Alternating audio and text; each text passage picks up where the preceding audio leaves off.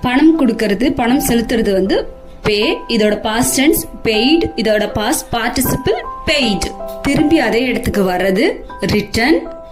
இதோட past tense returned. இதோட past participle returned. Opened. இதோட past tense. இதோட past participle opened. அடுத்தவங்களுக்கு கொடுக்கறது give. இதோட past tense gave. இதோட past participle given. மத்தவங்களுக்கு பகிர்ந்து கொடுக்கறது share. இதோட past tense shared. இதோட past participle shared. வேஸ்ட் டஸ்ட்பின்ல தூக்கி போடுறதுக்கு throw. இதோட past tense threw. இதோட past participle thrown. கழுவுறது wash. past tense washed. past participle washed. அடுத்து தொடங்குறது start. past tense started. past participle started. இப்ப இந்த வேர்ட்ஸ்லாம் வச்சு சென்டென்ஸ் மேக் பண்ண கத்துக்கலாம்.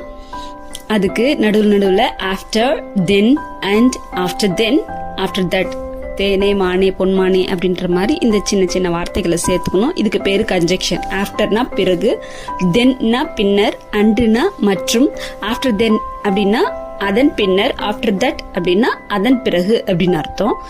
Come let's make sentence using these words.